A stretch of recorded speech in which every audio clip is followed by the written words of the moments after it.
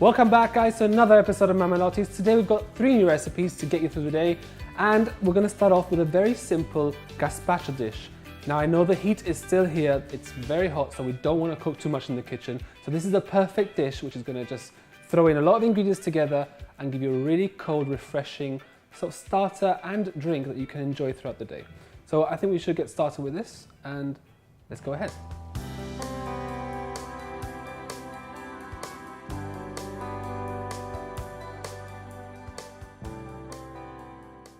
So you've heard of gazpacho before. You know the main ingredient for this is tomatoes.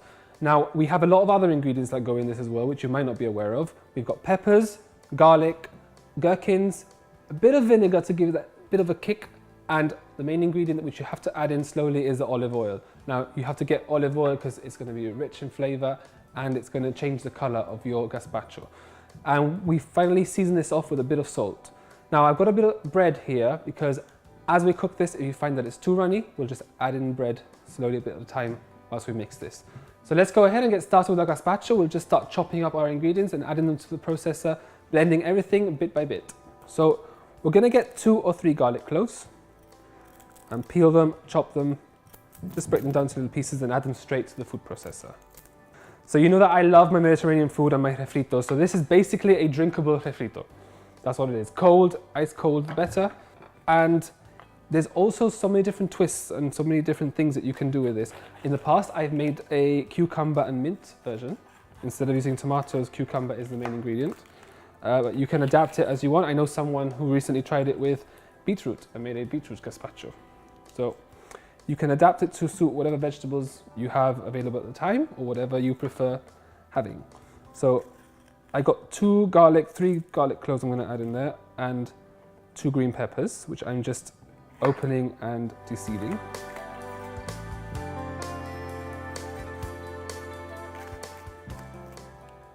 And we're going to pour this in here. And then you can boil your tomatoes and skin them if you want to. I never tend to waste time peeling my tomatoes or anything because, I don't know, I find that it adds a bit of texture to it, and it's going to be blended, so you're not going to get the skin sort of stringing, or you sometimes get pieces of skin in your sauces. Because we're going to blend everything together, it should puree into everything.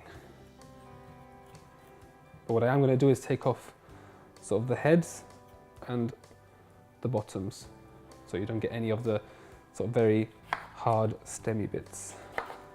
The one thing I do love about gazpacho is that you can enjoy it, like I said, any time of the day. It's really, really refreshing in the summer. So it's something which I've always enjoyed, and I've always enjoyed adapting, and especially when you've had it in restaurants and stuff, you find that each person makes it differently. You can add more vinegar and make it stronger. You can add less vinegar and make it smoother. And it's also different colour. Sometimes you get tomatoes which are a bit greener, sometimes you get tomatoes which are a lot redder, which will also change the colour of the gazpacho. So never will you get one the same, but they're always delicious. So I'm going to blend this bit by bit first, and we're going to add in some oil as we mix it, just to give it a bit of liquid and make sure everything blends together smoothly, and we'll add the ingredients as we go along. So with all our vegetables chopped up, it's time to blend. Just pour in a bit of oil in here. There's no science to this. It's simply just adding oil and mixing everything together until you have the consistency that you want for your soup.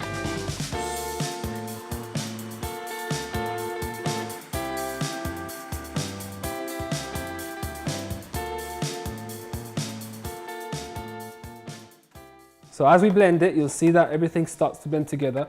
We're going to stop once you have everything pureed and add the rest of the ingredients. So I'm going to add more tomatoes to this, and the gherkins and the vinegar. And as you mix this, you'll see that the more oil you add, the lighter it's going to go. So you can do it very slowly, and if you want, you can also add water to this instead. But the more tomatoes you add and the more vinegar and other ingredients that you add, you see that it depends how watery they are in consistency, that will change as you blend it. So now I'm going to add in a gherkin. I'm going to try and get a bigger one. So medium gherkin in here. So now we add a bit of salt into our gazpacho. Make sure to season it properly. We can add in a bit of black pepper as well if you want, but I'm not going to add any this time. And about 2 tablespoons of vinegar in here. So 1, 2, more or less. And now just blitz.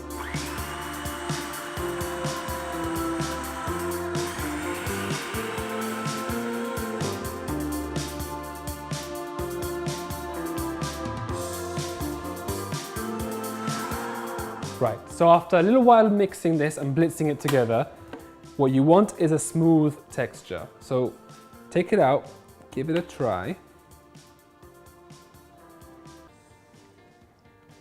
If you see that you need to add a bit more salt or a bit more vinegar, go ahead. So I'm going to add just a little bit more. And a little bit of oil and salt. Then just mix it one final time until you have the texture you want, so everything is really smooth, and place it into a cup and into the fridge to cool down a little bit. Right, so I think I have the consistency that I want. I think it's time to just serve this up and give it a taste and enjoy. And like I said, the colder it is, the better and the more refreshing it's going to be.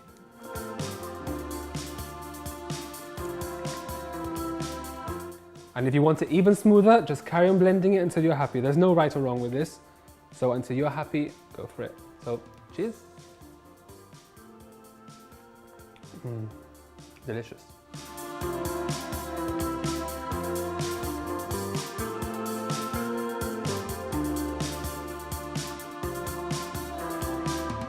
So there you have a gazpacho that you can enjoy any time of the day. And it's going to go perfectly with our main course, which I'm going to make a cod and chorizo one-pan dish. So stay tuned.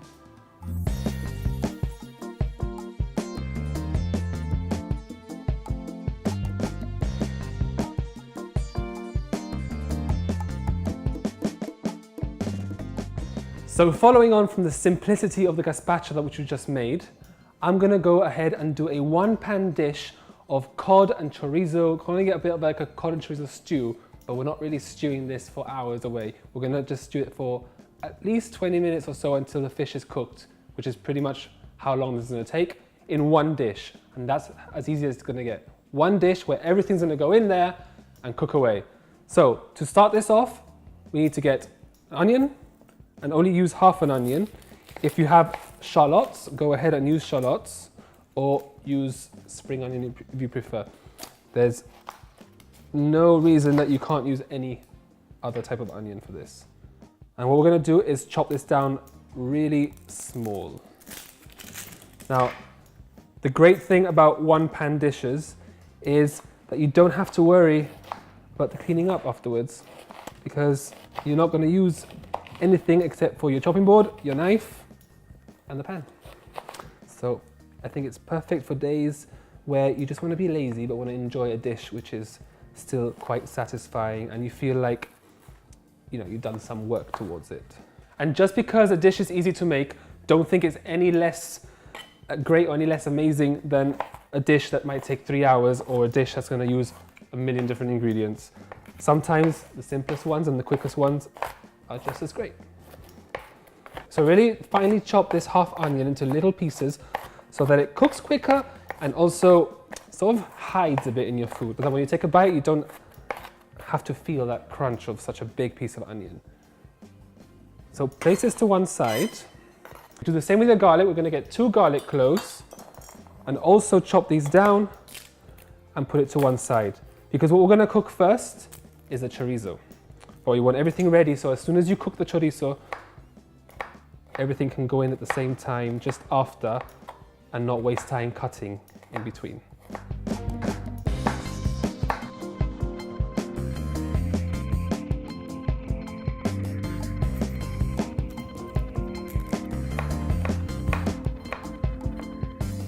So like I said, keep everything to one side, and what we're going to do is get some chorizo, which you can alternate or choose between what kind of chorizo you want. There are some which are spicy, there are some which are sweeter, there's Iberico chorizo or just plain old everyday chorizo. Or mix and match and get some sweet or get some spicy and just mix them together as you cook. What I'm going to do is chop them down into little pieces that's not too thick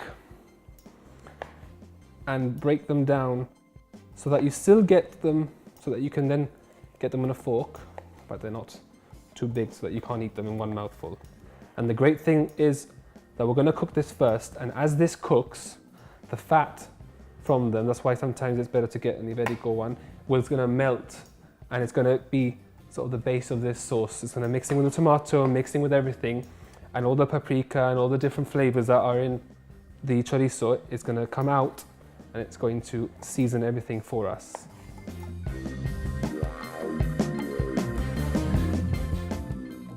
Like I say, once you've cut your chorizo up, get as much chorizo as you want that you can fit into the pan along with the fish and every other ingredient that you're going to get. Just pour this into a hot pan. Don't need any oil at the moment because we're going to let this cook and let the fat melt, and the fat is what's going to turn it into the oil base that's going to help us fry the onions and fry the garlic. We can then add in a bit more oil as we see fit whilst we're cooking this away.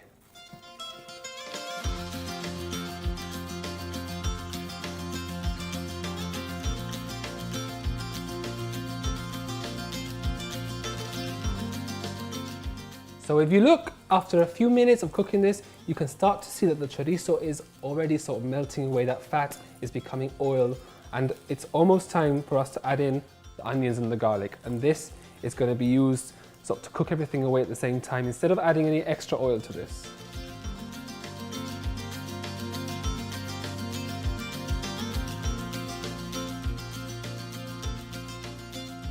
So as your garlic and onions are frying away, just coat everything with the fat from the chorizo.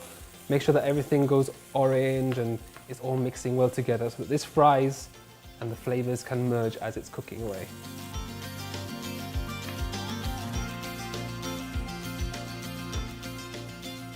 So a few minutes later, your chorizo, your garlic and your onions are now a bit softer. The garlic and the onions will start to cook off and become a bit more translucent and soft. We're going to add the rest of the ingredients. So at this point, you're going to add in a tin of tomate triturado, or blended tomato passata. It depends where you are. It might have a different name. Just mix it in there.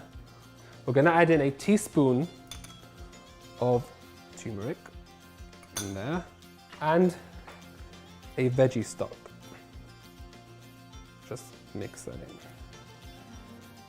We're going to mix this in here just to let the tomato heat up and mix everything together. And just before your tomato is really hot and ready to add in the fish and the lemon, we're going to get a bunch of coriander leaves and crumple that in. So just break that in there so that it seasons and flavors the tomato and everything together.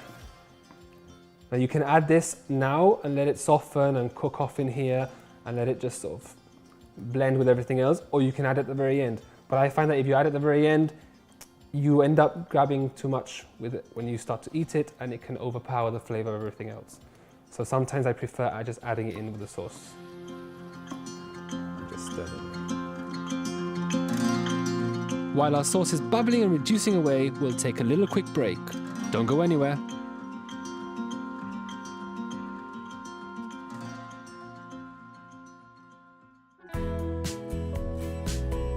Welcome back to Mama Lotties, and it's time to take our one-pan dish to the next level.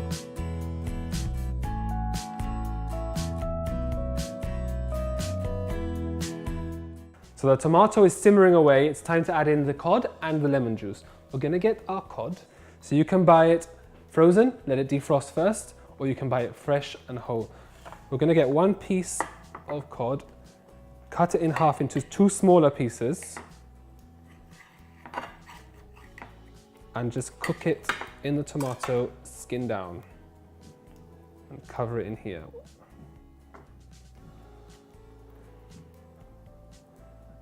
And then get a lemon. Just cut your lemon and squeeze it on top. and let this cook away with everything. Just sort of cover the fish, cover it with tomato. Put a lid on top and let this cook away so that the fish goes white but firm. You don't want to see the fish skin or the fish meat sort of very clear. You want it to be a whole white color so you know that it's cooked.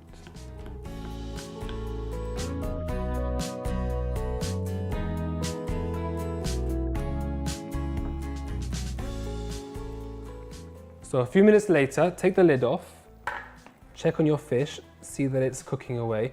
Now let it sit uncovered, stir all the ingredients together and let the sauce reduce because the fish is going to release a lot of water, so it's going to become very wet and runny. We just want to let it sit here and let the water evaporate and let the sauce thicken up a little bit.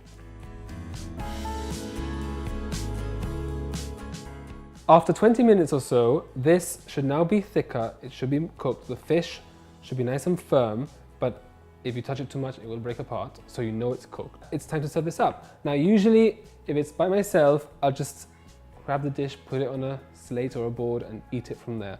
But I'm gonna serve it up on a plate and share it out so that everyone can see what this is. So you get the fish,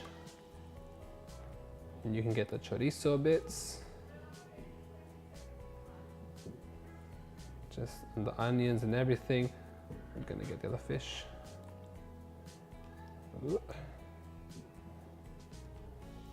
And then we're gonna just decorate it a bit with the coriander on top.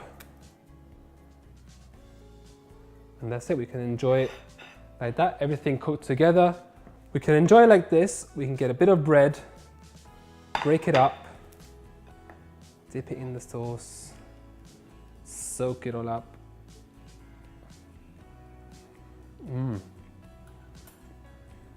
Get a bit of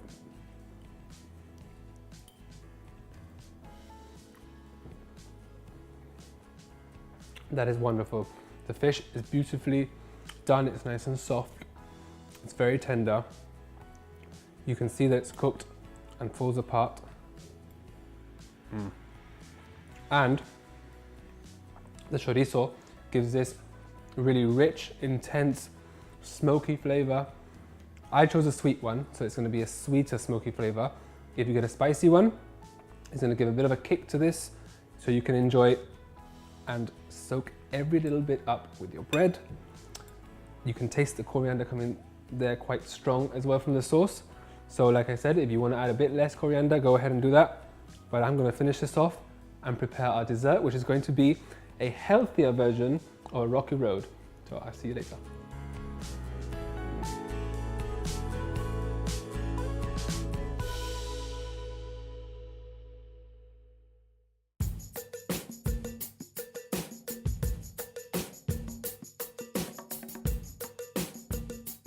So it's time for dessert now, and we're going to make a bit of a twist on the usual rocky road which people might be used to. Now normally this takes marshmallows, biscuits, chocolate, and it's all put together to make that treat and that dessert which everyone loves.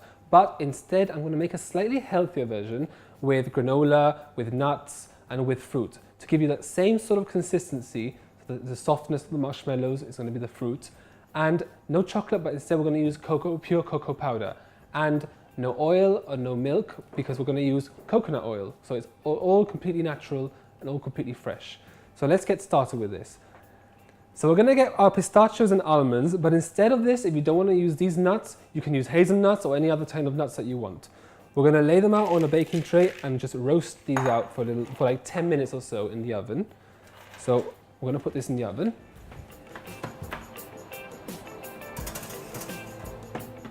Let that toast in there and roast away. And in the meantime, we're going to boil about 100 grams of cranberries. Instead of cranberries, you can also use dates. Things which are sort of soft and which are going to blend well with the chocolate and the coconut oil. We're going to just let this soak and sit there in the boiling hot water for about 10 minutes, the same time that that's going to be in the oven. And let that cook away, soften, let the sugars come out a bit, and that toast away. So we'll come back to that in 10 minutes and we'll continue with our recipe.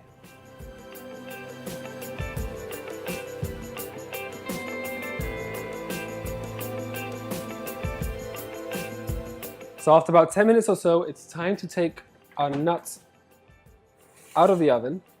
These should now be nice and toasty. Just give them a bit of a shake.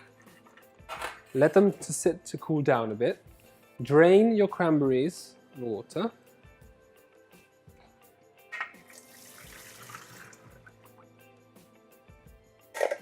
And now we're going to blend everything together. So we're going to get the cranberries and pour this into our processor.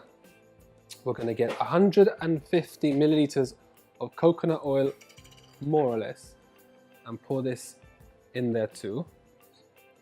So if you have a jar, it's about half a jar, give or take.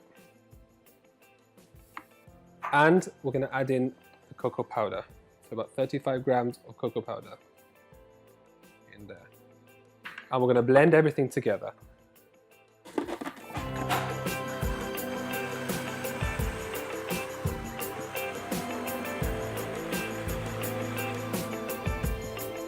So once you smoothed it out, this is going to replace the melted chocolate. So we're going to pour this out into a bowl. So once you've blended it and you get this sort of pasty, thicker consistency, it's time to add everything else. So we're going to add in the nuts to this. We're going to add the mixed fruits and the apricots and the granola.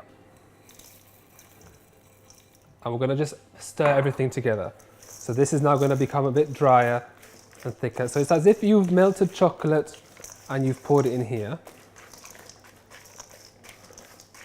And this, if you've had flapjacks before, it's sort of quite similar to that.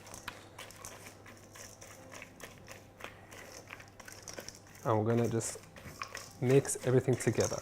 What we want to do is get the cranberries and the chocolate and the coconut to combine with everything. And this is not going to bake, this is not going to be cooked in the oven. What we're going to do is spread it out into a baking tray, about a 20 centimeter square baking tray or dish, and we're going to freeze it. What we want to do is have this sort of stiffen up and just become one sort of whole piece that then we're going to take out and we're going to cut into little cubes so we can enjoy. So once everything is mixed together, you're going to just make sure that it all combines. This is going to resemble a sort of homemade health bar or flapjack kind of consistency and look. We're going to line a baking tray with a bit of greaseproof paper or parchment and then pour this into the center.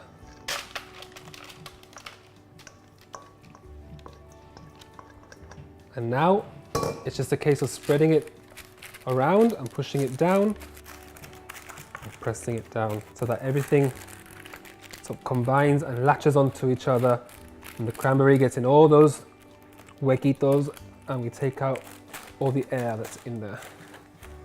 Once you're happy that you've got this all nicely pressed and tight in here, we're going to put this in the freezer, leave it overnight or leave it for at least an hour or so until it completely stiffens. We want it to just freeze and become really hard so we can take this all out in one piece and then chop it up into little bite-sized pieces. So into the freezer it goes.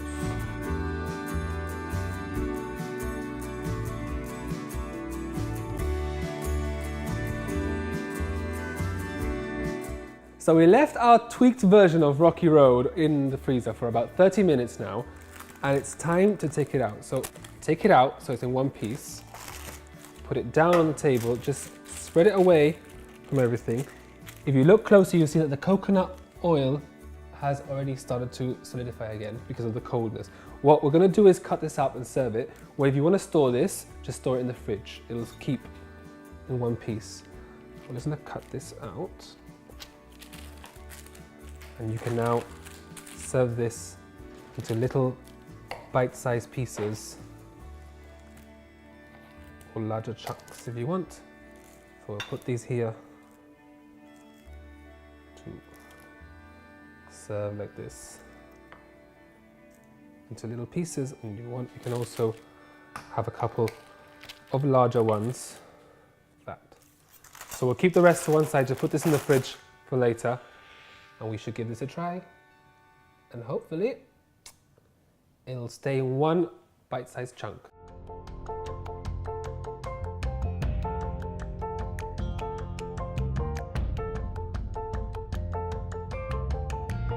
So let's give this a try.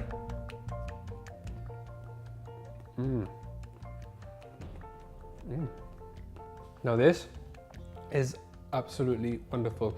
It is naturally sweet. It's in one piece. The cranberry blends perfectly with the cocoa. So you get that chocolate, but that sweet, smooth flavor of the chocolate behind. The coconut, it's not very overpowering, and it's not sort of very thick and like you'd imagine it as it looks. And what's great is that toasted nuts comes through really strong. The pistachio, which is really rich in flavor, is perfect for this. But as I said, you can use hazelnut or you can use any other nuts that you prefer. This is absolutely delicious, and it's great to take with you to work, to take with you to the beach if you want, as a bite-sized snack. Just keep it cool so that it all stays into one piece, and just enjoy. Oh, that is wonderful. Let me just finish. All right, well that's it from me this week, and I'll see you next week with 3 more tasty recipes, all homemade and perfect for summer. So I'll see you very, very soon.